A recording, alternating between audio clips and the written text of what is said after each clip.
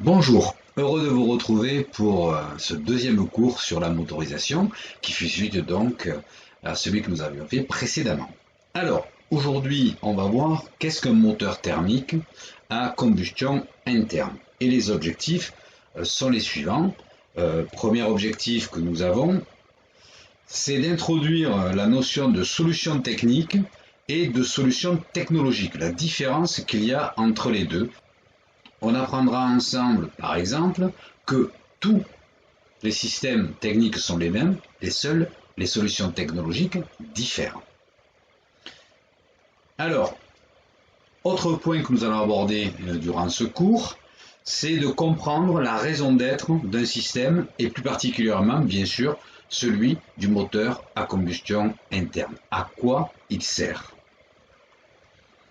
Et puis au final, on regardera un petit peu et à introduire déjà pour vous la notion d'écriture d'une fonction telle qu'on l'attend, notamment dans les épreuves d'examen et l'épreuve écrite U2 que vous aurez passé en terminale bac. Alors, petit rappel sur le premier cours tout de même, on a vu que la raison d'être d'un moteur, c'est de générer un mouvement par la transformation d'une énergie X, qui peut être de l'électricité, de l'hydraulique, du pneumatique, en énergie mécanique. C'est donc le système de motorisation qui va remplir cette fonction-là, donc de créer l'énergie mécanique. Plus particulièrement pour le moteur à combustion interne, il y aura deux transformations énergétiques au même endroit. Et c'est toute la spécificité du système de motorisation. On va rentrer avec l'énergie, on va en sortir avec une autre, mais entre les deux, il va se passer quand même quelque chose toujours à l'intérieur du système.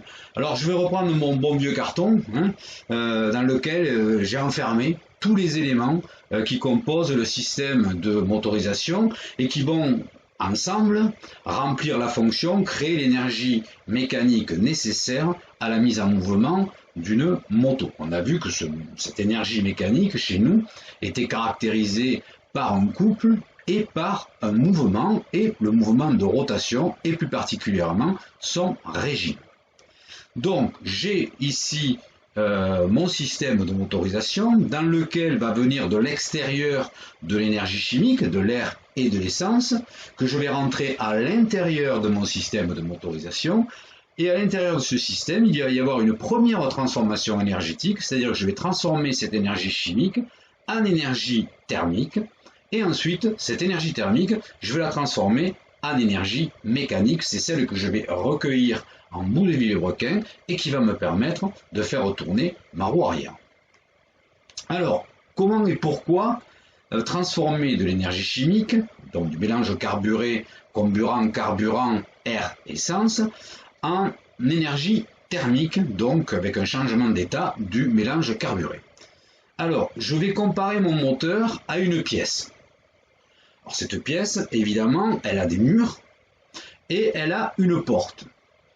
Dans cette configuration-là, à l'extérieur de ma pièce règne la pression atmosphérique et ma porte est ouverte. La question qui se pose, c'est à quelle pression est ma pièce, l'intérieur de ma pièce? Réponse, la pression atmosphérique. Puisque la porte est ouverte, il y a communication entre l'intérieur de mon système et l'extérieur de mon système, et du coup, eh bien, les pressions sont totalement identiques. Je vais introduire dans cette pièce, par la porte, je vais introduire de l'énergie chimique. Donc, je vais rentrer de l'air et de l'essence, et dans le cas d'un moteur, on va dire que cette porte-là, ça peut être une soupape, ou ça peut être dans le cadre d'un moteur 4 temps, ou bien une lumière dans le cadre d'un moteur 2 temps. Je rentre mon air et mon essence. Du coup, à l'intérieur de ma pièce, je vais retrouver du mélange carburé. Donc, c'est un mélange à base de carbone, puisque l'essence est issue d'une énergie fossile, donc qui est issue du carbone. Je vais maintenant fermer ma porte. À partir de là, j'étais auparavant sur un espace ouvert, c'est-à-dire qu'il était en relation avec l'extérieur. Maintenant, ce système devient totalement clos. Donc mon espace passe de ouvert à espace clos. Voilà. Du coup, on va dire que quand on est dans une configuration comme celle-là, le moteur fonctionne en vase clos. Ce sont des termes techniques, c'est des termes qui vont revenir et qu'il faut absolument que vous arriviez à mémoriser pour pouvoir bien comprendre quand nous allons discuter, échanger ensemble, ce que veut dire réellement qu'on se comprenne, qu'on ait le même langage, tout simplement. Alors, maintenant que j'ai fermé ma porte, que j'ai introduit à l'intérieur du mélange carburé, je vais mettre le feu. Donc, je vais créer une combustion, mon mélange carburé va changer d'état, et ce changement d'état va faire que les gaz vont se dilater, c'est-à-dire qu'ils vont vouloir prendre beaucoup plus de place que ceux qu'ils avaient auparavant. Donc, la pression à l'intérieur de ma pièce va augmenter, et tellement augmenter qu'elle va aller jusqu'à vouloir déformer les cloisons. C'est vraiment ce qu'on recherche dans une combustion, on veut vraiment déformer les cloisons. C'est le but recherché. Bon, maintenant, évidemment, on ne veut pas les casser, les cloisons, parce que si on casse la cloison, ça veut dire qu'on y fait un trou. Et si on y fait un trou, eh bien, on met l'intérieur de ma pièce en contact avec l'extérieur. Et mon espace clos devient un espace ouvert. Et ce n'est pas le but recherché. On veut absolument que la pression exerce vraiment des contraintes sur les parois, donc sur les murs, de telle façon à vouloir les déformer. C'est ce que l'on recherche et voilà comment on va agir. Eh bien, on va rendre, parce que nous ce qu'on veut c'est au final c'est retrouver de l'énergie mécanique. Donc là apparemment je ne fais que déformer des parois. Donc il va falloir maintenant que j'utilise la variation de pression générée par la combustion du mélange qui aurait tendance à vouloir déformer les parois pour l'utiliser pour obtenir de l'énergie mécanique, c'est-à-dire générer un mouvement. C'est ce que l'on veut. On ne veut pas la déformation des parois, mais le mouvement. Alors, qu'est-ce qu'on va faire? Eh bien, on va rendre une de ces parois mobile. C'est le cas, par exemple, d'un canon. Si on prend un canon, on va retrouver quoi? On va retrouver un fût avec à l'intérieur un boulet, dont le boulet est une pièce mobile qui va pouvoir se déplacer à l'intérieur, alors que le reste est solidaire ensemble, rigide. On va mettre entre le boulet et le fond de mon canon, je vais mettre de la poudre, donc des matériaux combustibles, et ces matériaux combustibles, je vais leur mettre le feu. Poum, voilà, à l'aide d'une mèche, on va allumer et ça va partir. Donc, que va-t-il se passer? Du moment qu'il y a combustion de mélange explosif, les gaz vont vouloir se détendre, donc ils vont exercer une pression sur les parois, mais également sur le boulet. Sauf que le boulet, lui, il est mobile. Et donc à partir de là, cette pression va pousser le boulet qui va se déplacer en translation. C'est ce qu'on a utilisé sur un canon. Maintenant, nous, ce que l'on veut, c'est pas un mouvement de translation. On veut un mouvement, mais pas de translation. On veut un mouvement de rotation. Mais regardons un petit peu cette histoire de canon qui a été inventée bien avant les moteurs, quand même, mais on reprend le principe. On a un boulet qui a une certaine masse, que l'on met dans un fût. Le fût est clos par une culasse, c'est comme ça qu'on appelle, c'est la partie arrière du canon sur un canon, et entre le boulet et la paroi, dans la culasse, on va y intégrer une partie qui va avoir tendance à exploser si je lui mets le feu. Donc c'est mon mélange combustible. Je vais déclencher la combustion. Que va-t-il se passer? La pression entre le boulet et la culasse va augmenter de façon violente, ce qui va avoir pour effet de propulser mon boulet vers l'extérieur. Ce qui va se passer, voilà, le boulet a fait sa trajectoire, on la voit, le boulet est monté, puis un peu il a stationné, puis ensuite il est redescendu, et quand il arrive au sol, il génère un certain impact. C'est tout ce qu'on recherche dans une arme, et notamment dans un canon, c'est d'aller le plus loin possible, et surtout avoir la plus grande destruction possible, c'est-à-dire avoir le plus grand impact possible, créer le plus de dégâts possible. Et bien dans un moteur, c'est exactement pareil. On va regarder maintenant la variation de vitesse. Et si on regarde bien, on s'aperçoit que quand on est dans le canon et quand le boulet sort du canon, eh bien après la mise à feu, il y a la vitesse qui va augmenter pour atteindre un maximum. Ensuite, cette vitesse, on va en garder parce qu'il y a un phénomène que génèrent tous les solides en mouvement qui ont une certaine masse, c'est qu'ils vont recevoir de l'inertie. Et donc, cette force-là va continuer à donner de la vitesse au boulet, même si elle s'atténue, parce qu'il rentre dans l'air et l'air, lui, résiste à son avancée. Et puis, à un moment donné, ce boulet, il va arriver à son point culminant, dont la vitesse, elle, va légèrement baisser, et puis arrivé au point culminant, il va chuter. Auquel cas, il va être soumis, en plus que de son élan, il va être soumis à l'attraction terrestre. Et à partir de là, il va à nouveau augmenter sa vitesse. C'est pour ça qu'il y a un petit rebond, jusqu'à heurter le sol à une certaine vitesse. Mais on a vu que nous, ce qui nous intéressait, pour avoir de l'impact, c'était pas tant la vitesse qui nous intéressait du boulet, mais c'était son accélération. Donc on va regarder maintenant sa courbe d'accélération. Et si on regarde, on s'aperçoit qu'effectivement, à la sortie du canon, juste après, c'est là qu'on obtient une accélération importante, et puis ensuite, ça va commencer à ralentir. L'accélération va se réduire, elle va rester quand même, le boulet continue de se déplacer en augmentant sa vitesse, mais son accélération diminue, ce qui veut dire que sa vitesse, son changement de vitesse devient plus faible, jusqu'à un moment où, effectivement, quand on est arrivé au summum, presque on dirait que le boulet va s'arrêter. Et puis quand il va infléchir, qu'il va redescendre, il va reprendre de l'accélération, et c'est à ce moment-là qu'il va toucher le sol avec une certaine quantité d'accélération à ce moment-là. Et c'est ce qui nous intéresse vraiment. Alors, la question qui se pose, c'est quand on sait qu'une force, c'est le résultat, l'intensité de la force, c'est le résultat d'une masse accélérée, c'est l'histoire du point qu'on avait vu la dernière fois, eh bien, la question que l'on peut se poser, c'est à quel moment le boulet, la force générée par le boulet, est la plus forte. Effectivement, c'est en B.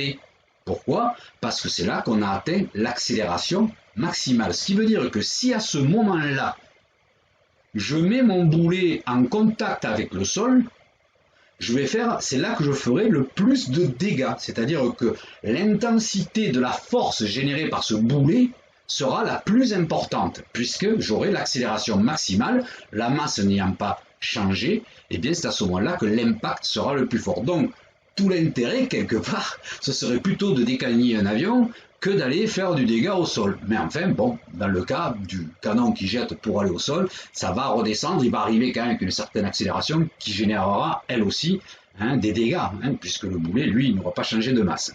Donc, ce qui est important de voir, c'est que le maximum de force produite par le coup de canon, eh bien, c'est au point B qu'on va la retrouver. Ce qui veut dire que nous aussi, dans notre cas, il va falloir qu'on trouve comme solution de remplacer notre boulet.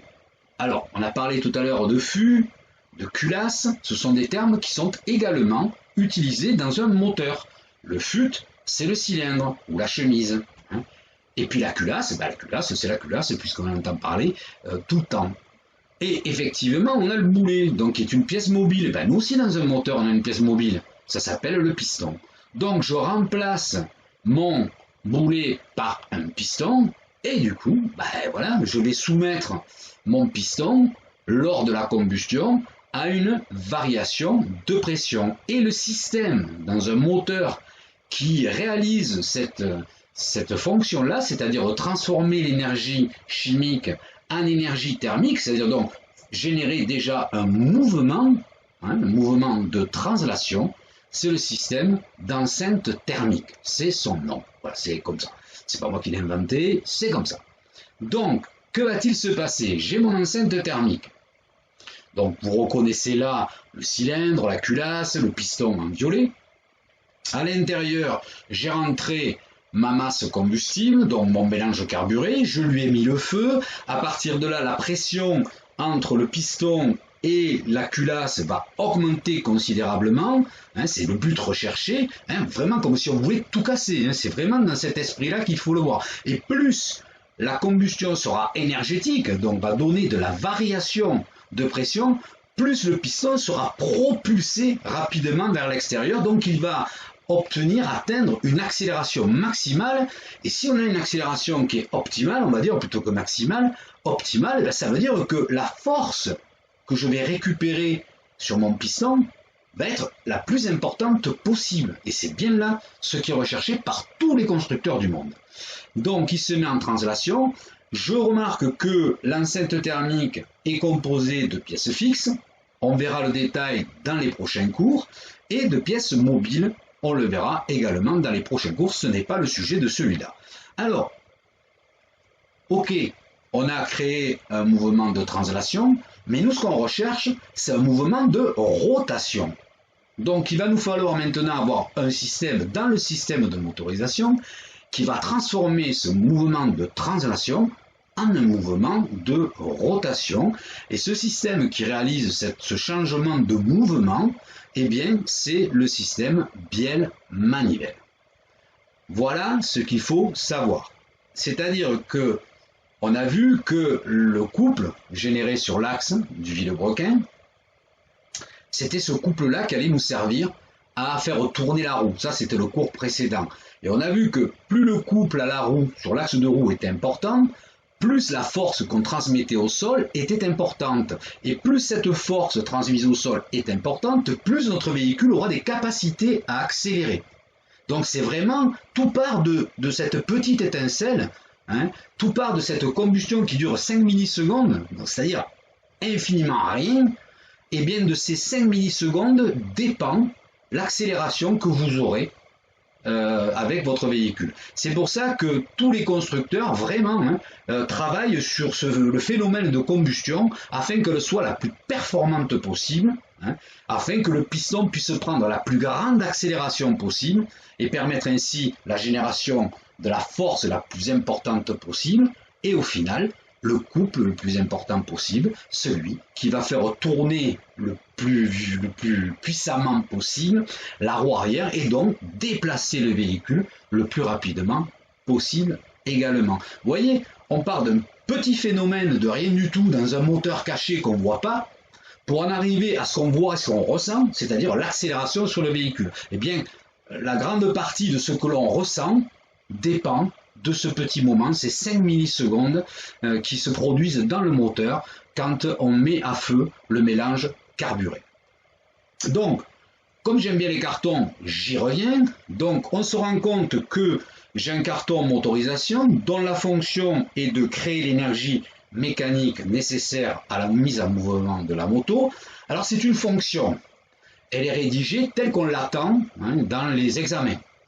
Et une fonction commence toujours par un verbe d'action à l'infinitif. Ici, le verbe créer. Alors j'ai deux cartons. Le premier carton que j'ai, c'est le système enceinte thermique. Sa fonction, transformer l'énergie chimique en énergie mécanique.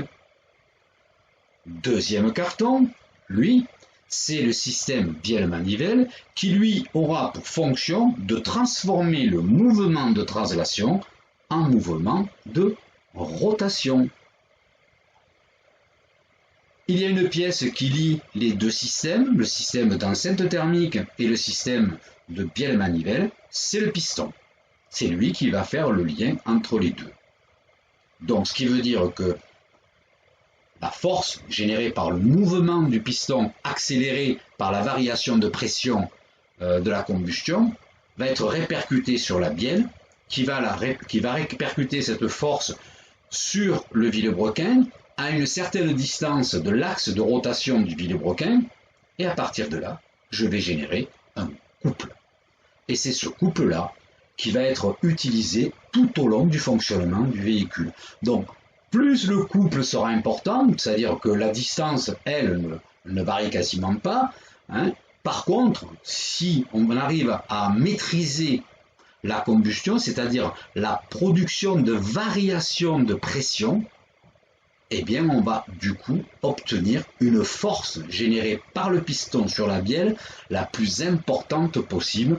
Et on le verra dans les autres cours, il y a une position du vilebrequin où on est sûr d'obtenir le plus grand couple, et c'est donc quand le vilebrequin est dans cette position qu'il faut absolument que notre piston ait atteint sa plus grande accélération, puisque c'est de son accélération que va dépendre la force qu'il va exercer sur la bielle.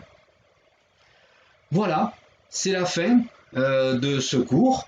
Lors de notre prochain cours, nous aborderons un petit peu les autres sous-systèmes qui composent le système de motorisation et qui permettent au final d'avoir un moteur qui continue dans son cycle, qui ne s'arrête pas au bout d'un cycle, et ainsi que de le rendre fiable et de lui permettre de fonctionner plus longtemps dans le temps.